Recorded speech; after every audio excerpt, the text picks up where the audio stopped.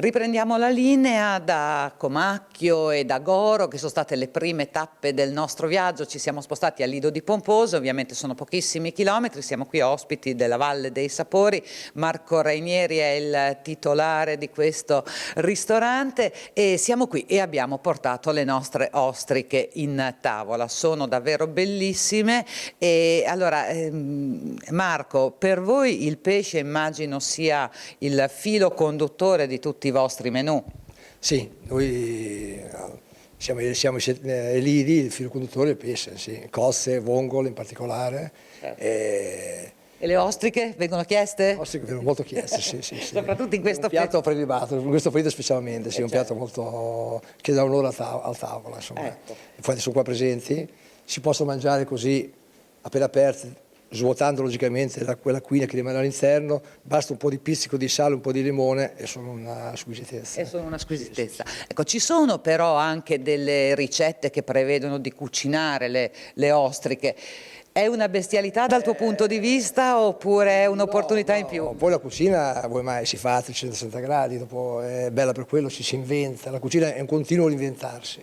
Quindi i nostri chef giorno per giorno studiano e elaborano dei piatti, quindi sai lì, se avessi del quest'istante la mia chef magari ti spiegherebbe meglio, sono sincero. Certo, magari qualche ricetta segreta. No, le scegliete per lei, devo dire la verità. I chef sono gelosi delle loro ricette, anche perché ci lavorano dietro molte ore, molti giorni di impegno, certo. Quindi si ritengono proprio strette le ricette. Beh, poi comunque diciamo l'ostrica si mangia tendenzialmente così, ecco. Certo. Ghiaccio, sale e limone.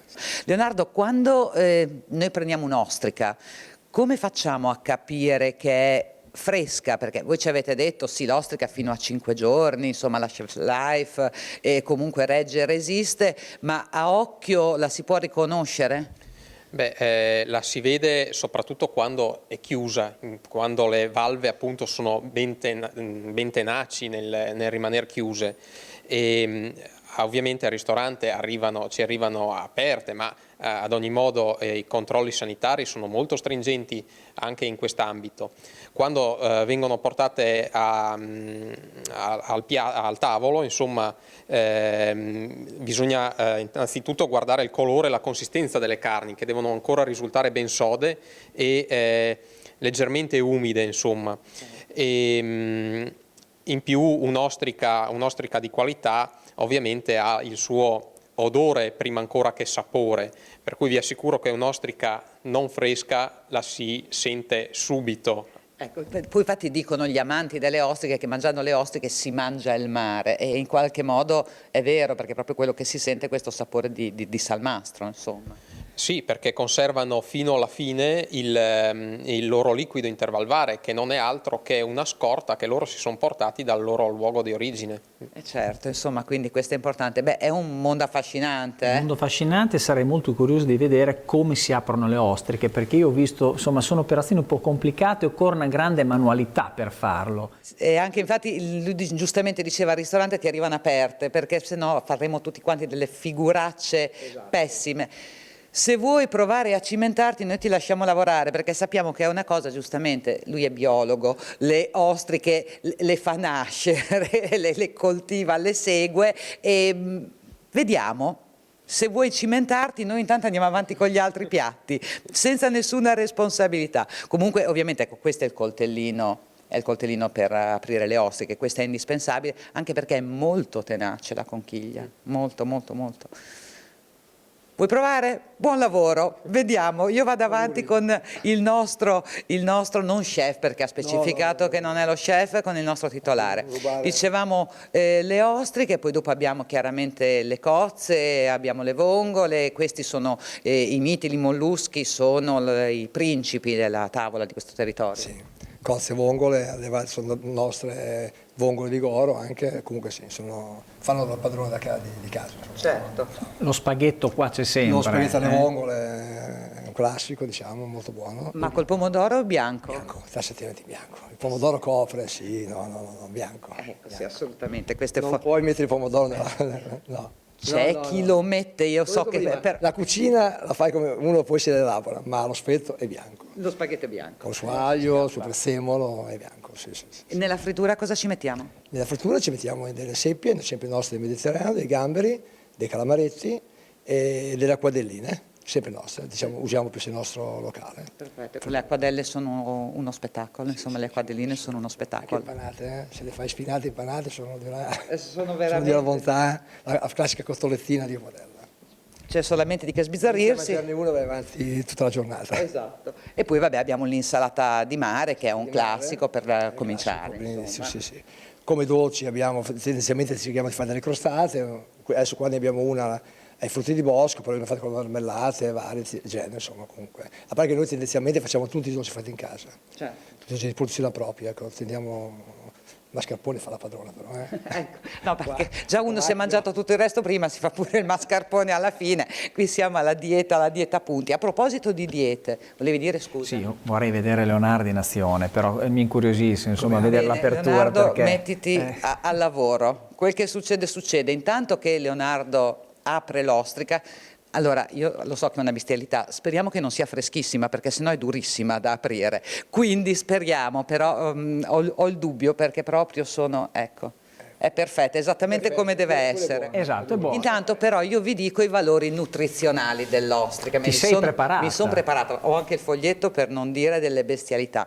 Allora, ovviamente l'ostrica, come già ci hanno ricordato loro prima, cambia il sapore a seconda delle stagioni, cambia un po' anche il valore nutrizionale a seconda della stagione in cui viene pescata, raccolta, quindi questo è un primo dato. Comunque in linea di massima è caratterizzata da un buon contenuto proteico, un tenore lipidico, quindi grassi, molto basso, ha prevalenza di acidi grassi polinsaturi, che sono quelli che fanno bene, non fanno male, è ricca ovviamente di omega 3 e questo, essendo diciamo così, nel mondo dei pesci non ci stupisce più di tanto. Ha dei livelli di colesterolo molto ridotti, ha tantissimi minerali, in particolare zinco, ferro, rame, calcio e magnesio. I livelli di sodio sono piuttosto alti e lo diamo per scontato, ha ancora l'acqua salata all'interno, Certo. quindi questo non ci voleva molto ad arrivarci. Ed è però un'ottima fonte di vitamina B12, quindi le ostriche sono anche una botta di salute. Quindi possiamo mangiare ostriche tutti i giorni senza problemi. Forse per le tasche magari qualcosina. Forse per le tasche qualcosina, forse sì, e poi sono anche afrodisiache, perché ce lo vogliamo dimenticare. È vero, è vero. Eccolo qua, guarda. Ecco Guarda che come ce ha l'abbiamo aperto la nostra fatta, ostrica. Leonardo. vedi.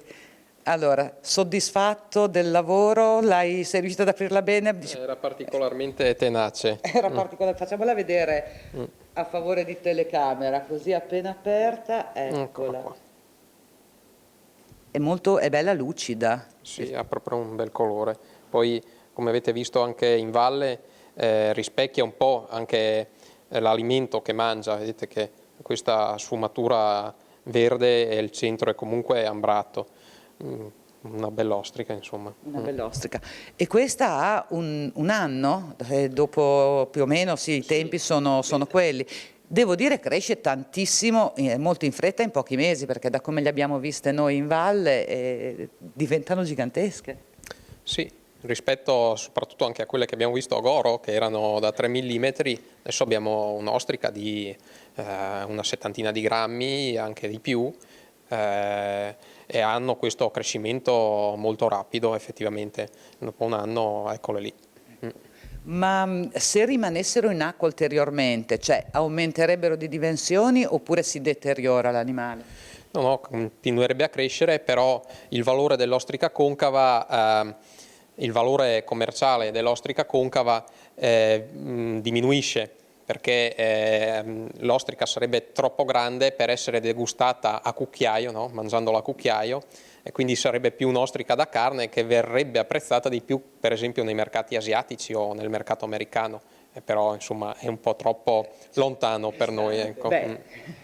Senti, e a proposito di grammatura, parlavi di 70 grammi di un'ostrica, è più o meno il peso equivalente alle ostriche del mare del nord, dell'Atlantico? Sì, e dopo lì ci sono i diversi calibri, si parte dai calibri più piccoli, quelli che sono chiamati calibro 5, si parla di un'ostrica più leggera, insomma adesso il numero preciso non me lo ricordo, perdonatemi, fino ad arrivare alle calibro 0 che sono quelle più grandi, E comunque sì, il peso come dire, è codificato internazionalmente, ecco. Senti Leonardo, ma ci possiamo trovare una perla qualche volta qua dentro, oppure no? È facile che si trovino in certi casi anche in queste ostriche. Non sono ostriche da perle, ma sono ostriche da carne, però insomma pur sempre sono ostriche. Quindi Perché ci sono anche ostriche da perle? Mi si sta aprendo un mondo sulle ostriche, cioè ci sono ostriche che vengono coltivate, allevate appositamente per le perle? Sì, nei paesi tropicali, quindi che so, in Polinesia oppure anche nei Caraibi ci sono alcune zone dove la specie si chiama, una delle specie appunto di ostriche perlifere, la Pictada margaritifera, viene allevata esclusivamente per la produzione di perle. Ma pensa te, è incredibile. Ma allora adesso stiamo divagando, però sono curiosa, insomma, il fascino delle perle, già le ostriche, ma è vero che è il granellino di sabbia che entra e attorno a quella, la lacrima dell'ostrica funziona così, ma glielo mettono appositamente il granellino?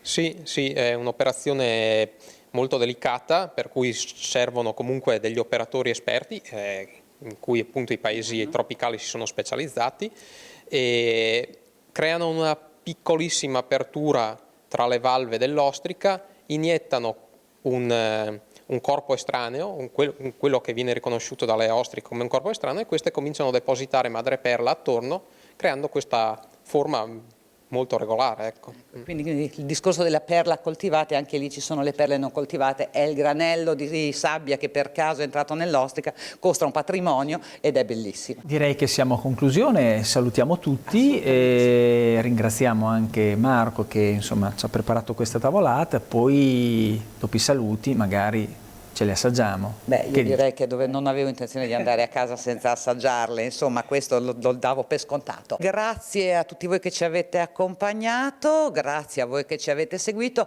In sovraimpressione come sempre vedete lo sportello di redazione, i nostri siti web, i canali social per vederci e rivederci. L'appuntamento è alla settimana prossima. Adesso noi ci mettiamo a tavola, fermo lì. Arrivederci alla settimana prossima.